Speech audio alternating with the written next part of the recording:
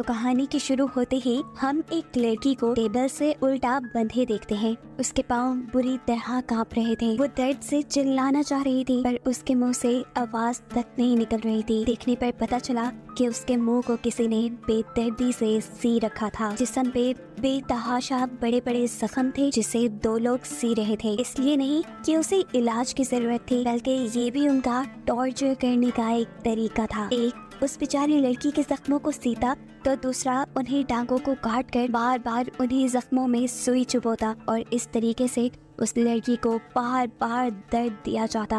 अब scene cut होकर हमें साल 1609 का वक्त दिखाया जाता है। इस वक्त किंगडम ऑफ हंगरी के ऊपर एलिजाबेथ पेट्री का राज है, जिन्हें एक औरत का उसकी खूबसूरती, बहादुरी, सहानत और किस्मत के चर्चे पूरे किंगडम में थे। सभी लड़कियां उसे अपना रोल मॉडल माना करती थी।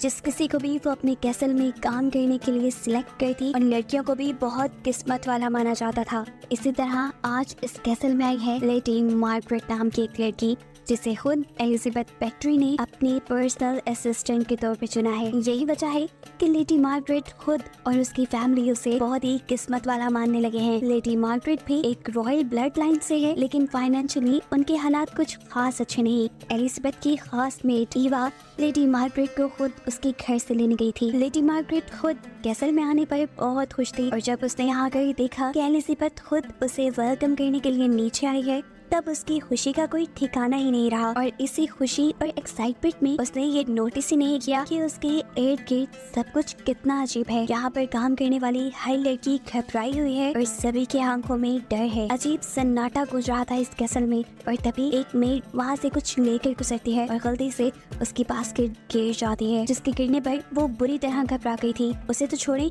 ईवा भी बुरी तरह घबरा गई और जल्दी से उस मेड के साथ वो सारी चीजें समेटने लगी और ये चीजें समेटते हुए उसे किसी नोकीली चीज से कट भी लग गया। खैर यहाँ पर खुद एलिजाबेथ लेडी मार्गरेट का हाथ पकड़कर उसे कैसल के अंदर ले आती है। मार्गरेट तो अभी तक शौक से बाहर नहीं निकली थी कि जिस क्वीन एलिजाबेथ की उसने कहानियां सुनी थी आज वो उसके सामने है और उसे किसी खास मेहमान की तरह ट्रीट कर रही है। हालांकि वो तो एक सेक्रेटरी, एक नौकर के तौर पे यहाँ आई है। क्वीन एलिजाबेथ मार्गरेट को इस कैसल की कहानी भी सुनाती हैं जो कि उन्हें उनके हस्बैंड ने गिफ्ट किया था। क्वीन एलिजाबेथ की जब शादी हुई तब वो सिर्फ 11 साल की थी और बेतहाशा खूबसूरत थी, जबकि किंग हंगरी के यानी इस पूरे इलाके के सबसे बहादुर नाइट यानी सबसे बहादुर जंगजू थे और इसी वजह से उनकी जोड़ी की मिसाल दी जाती थी। लेकिन फिर पता नहीं किसकी उनको नजर लग गई और किंग किसी बीमारी की वजह से इस दुनिया से चल बसे। ये बात करते हुए क्वीन एलिजाबेथ काफी इमोशनल हो गई थी, इसीलिए ईवा मार्गरेट को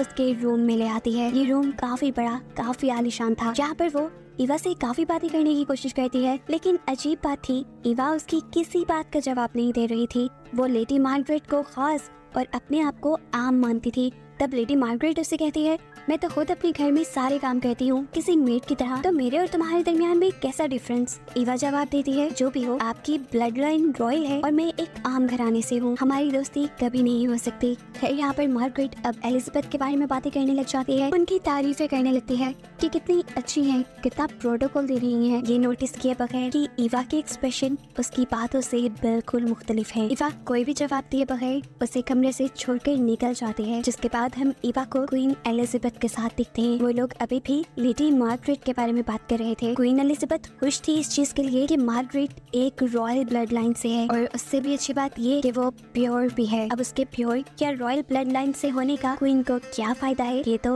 आगे ही मालूम होगा। इस सब के बाद ईवा क्वीन को कुछ फेस पर लगाने लग जाती है। ये किसी रेड ब्लशन की तरह था। ईवा ने पहले क्वीन के एक गाल पर ये ब्लशन लगाया और दूसरे गाल पर लगाने से पहले वो डर गई क्योंकि उसका प्रोडक्ट खत्म हो चुका था। ईवा डरते हुए जब क्वीन को ये बताती है कि उनका प्रोडक्ट खत्म हो गया है तो क्वीन गुस्से से पागल हो जाती है और गुस्से पे कंट्रोल करते हुए ईवा से सिर्फ इतनी ही बात कहती है कि तुम जानती हो इस चीज का खत्म होना मुझे बिल्कुल पसंद नहीं और इसकी सप्लाई तुम्हारी जिम्मेदारी है। अब क्वीन कुछ और गलत ना कर दे, ईवा डरते हुए अपने हाथ पे लगा हुआ कट जोर से दबाती है और उससे निकलने वाला खून ब्रश पे लगाकर क्वीन के फेस पे लगाने लगती है, जिससे हमें रिवील हुआ कि उस जार के अंदर भी जो रेड कलर का लिक्विड क्रीम था वो भी ब्लड ही था और क्वीन अपने फेस पे ब्लड लगवा रही थी। ये सब काफी अजीब था, लेकिन उन लोगों के लिए नहीं। उनके एक्सप्रेशन से ये सब नॉर्मल लग रहा था, यहाँ तक कि क्वीन ने तो उस खून को अपने होंठों पर भी अप्लाई कर लिया। अगले सीन में हम लेडी मार्गरेट को क्वीन के साथ डिनर करते हुए देखते हैं। लेडी मार्गरेट तो इतना सारा खाना देख के बहुत हैरान थी, क्योंकि उनके घर अब खाने को भी बहुत मुश्किल से आता था। यहाँ तक कि उसकी 2 बहनों को कॉन्वेंट भेज दिया गया था ताकि उनके खाने पीने के एक्सपेंस कम हो सके।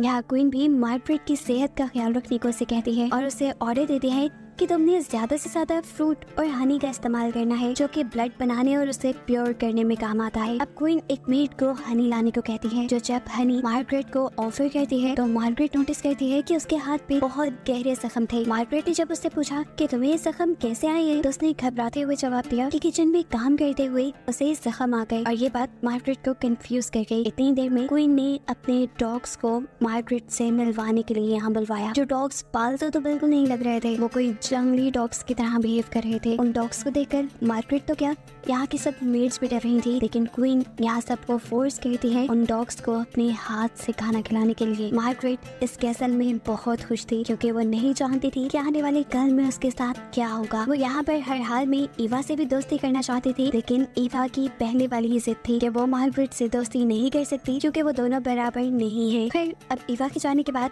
मार्गरेट सोने के लिए लेट जाती है, और आधी रात में उसे किसी के रोने की आवाजें आती हैं, जिसके बारे में वो बाहर निकल के जब ईवा से पूछती है तो ईवा से कहती है कुछ नहीं, ये कैसल पहाड़ की ऊंचाइयों पे है, तो अक्सर हवा की आवाज ऐसे ही फील होती है, तुम जाओ जाकर सो जाओ। ईवा की तसल्ली देने के बावजूद भी मार्गरेट को कुछ अजीब लग रहा था, इसीलिए वो लाइट लेकर खुद इन्वेस्टिगेशन के लिए निकल गई, और जहाँ से रोने की आवाज आ रही थी उस डायरेक्शन में चलने लगी। जिस दरवाजे के पार से आवाज आ रही थी वो एक टेरेस था। जैसे ही मार्गरेट टेरेस के अंदर जाने लगी तो गार्ड्स ने उसे रोक दिया, ये कहते हुए कि इस वक्त वहाँ जाना मना है।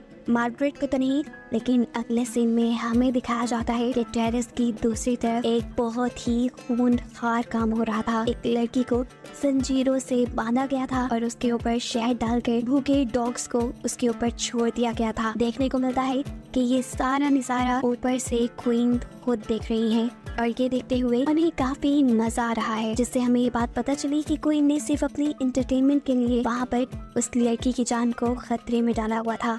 और ये क्वीन ने पहली मर्तबा नहीं किया था, बल्कि इस कैसल में पहले भी ऐसा बहुत कुछ होता रहा है। जैसे हमने मूवी के पहले सीन में भी देखा कि एक लड़की को एक टेबल से बांधकर टॉर्चर किया जा रहा था, और इस टॉर्चर को देख देख कर क्वीन बहुत ज्यादा खुश हुआ करती थी। और इस लड़की के जख्मों को बार बार जो सी रहा था और काट रहा था वो कोई और नहीं बल्कि खुद क्वीन एलिजाबेथ और उनकी खास मेट ईवा थी। और इस चीज से हम ये भी अंदाजा लगा सकते हैं कि क्वीन एलिजाबेथ के हर ऐसे जुर्म में ईवा बराबर का साथ देती है, और इन सारी चीजों से साफ यही लग रहा है कि ये लोग मार्गरेट को भी ऐसे ही किसी घिनौने मकसद के लिए यहाँ लाए हैं। मार्गरेट तो इस बात से बिल्कुल अनजान है, और वो अब ईवा को अपना दोस्त मानने लगी है। वो ईवा के हाथ पे जब जख्म देखती है तो फौरन उसके इलाज में लग जाती है, लेकिन फिर उसने देखा कि ईवा के हाथ पे एक नहीं बल्कि कई ज्यादा जख्म थे, जिनमें से कुछ तो सेप्टिक भी हो चुके थे। यानी उन जख्मों में इन्फेक्शन हो गई थी, जिसका इलाज लेडी मार्गरेट को नहीं पता था। इसलिए वो ईवा से कहती है तुम डॉक्टर के पास जाओ ना। ईवा कोई जवाब नहीं देती, क्योंकि वो जानती थी कभी भी क्वीन एलिजाबेथ उसे डॉक्टर के पास जाने की परमिशन नहीं देंगी। लेकिन मार्गरेट, जिसे क्वीन एलिजाबेथ के इस घिनौने चेहरे के बारे में अभी नहीं पता था, वो क्वीन एलिजाबेथ से जाकर रिक्वेस्ट करती है कि ईवा को डॉक्टर के पास लेकर जाया जाए, और क्वीन उसे अच्छाई के झांसे में रखने के लिए उसकी बात मान भी जाती है। डॉक्टर के पास जाने से पहले मार्गरेट ईवा से सवाल करती है कि मैंने नोटिस किया है यहाँ की हर मेड के हाथ, पाँव या किसी भी जगह पे कोई गहरे जख्म है। ऐसा कैसे हो सकता है कि वो सारी बददेहान हो और अपने आप को चोट लगा सके? ईवा के पास उसे देने के लिए कोई जवाब नहीं था। वो चुप रही और आगे बढ़ गई। मार्गरेट जितना ईवा का ख्याल रखने लगी थी, अब ईवा को भी मार्गरेट अच्छी लग रही थी। दिल ही दिल में वो ये सोचने लगी थी कि जैसा उसने बाकी लोगों के साथ किया वैसा वो मार्गरेट के साथ नहीं कर सकती। वो किसी भी हाल में मार्गरेट को यहाँ से भगाने का सोच लेती है, लेकिन ये सारा काम उसे क्वीन एलिजाबेथ से छुप कर करना था। इससे पहले कि वो कोई प्लान बना पाती, क्वीन एलिजाबेथ उसे मार्गरेट को लाने का ऑर्डर दे देती है, और ये सुनकर ईवा खौफ से पागल हो जाती है, क्योंकि ऐसे नहीं पता था क्वीन एलिजाबेथ मार्गरेट को इतना जल्दी अपना शिकार बना लेंगी। वो कुछ सोचते हुए अब क्वीन के पास जाती है और मार्गरेट की जान बचाने के लिए क्वीन को समझाने लगती है, और कहती है कि हम मार्गरेट के साथ ऐसा कुछ नहीं कर सकते, क्योंकि मार्गरेट एक नोबल फैमिली से है। बेशक उनकी फाइनेंशियल कंडीशन अच्छी नहीं, लेकिन उनको लोग जानते हैं, और अगर मार्गरेट को कुछ हो गया तो जरूर उनके घर वाले आप पे सवाल सवाल उठाएंगे।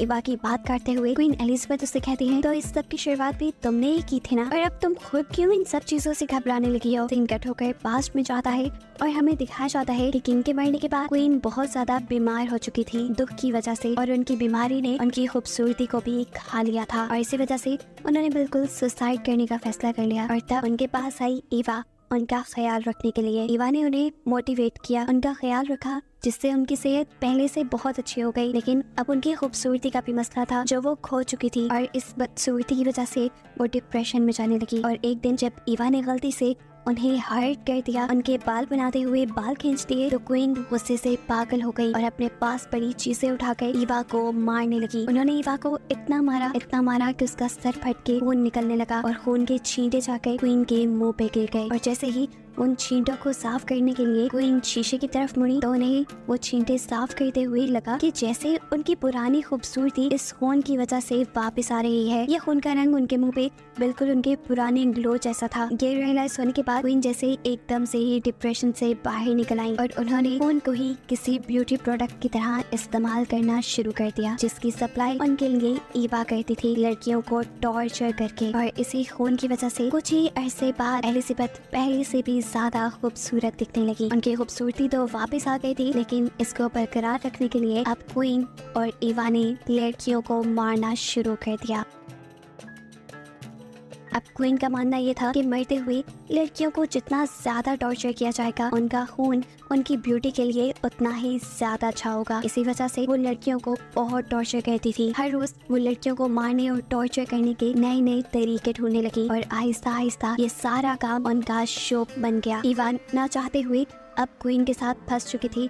वो मार्गरेट को बचाना चाहती थी, लेकिन अब क्वीन का हुक्म था कि मार्गरेट को फौरन रूम में लेकर आया जाए। अब क्वीन के कहने पर इवा मार्गरेट के पास तो चली जाती है, लेकिन मार्गरेट को बचाने के लिए इवा उसे सारी सच्चाई बता देती है कि कैसे वो लोग लड़कियों को टॉर्चर करके उनका खून निकालते हैं। वो उसे जल्दी से इस कैसल से बाहर निकलकर सारी सच्चाई पुलिस को बताने को कहती है। ये सब बहुत अजीब था, मार्गरेट को बिल्कुल यकीन नहीं आ रहा था। ये सारा किस्सा, ये सारी कहानियाँ सुनने के बाद मार्गरेट को इवा से ही डर लगने लगा, और वो इवा की बात मानने के बजाय और इवा के बताए रास्तों पे चलने के बजाय वो इवा से ही दूर भागने लगी, और पहुंच गई उसी खास रूम तक जहाँ क्वीन इस इंतजार में थी कि कब इवा मार्गरेट को लेकर यहाँ पर आए, और वो उसे टॉर्चर करके उसका रॉयल खून अपने मुंह पे लगाकर अपनी खूबसूरती को एक ही दम से कई गुना बढ़ा ली। यहाँ पहुँचने के बाद एलिजाबेथ मार्गरेट को पकड़ लेते हैं, और मार्गरेट को बचाने के चक्कर में इवा खुद भी मारे जाते हैं। ना वो खुद को बचाने में कामयाब रही और ना ही मार्गरेट को। एलिजाबेथ इन दोनों को इतना टॉर्चर करती है जितना वो कर सकती थी। उन्होंने इवा का नहीं चाहिए था, इवा को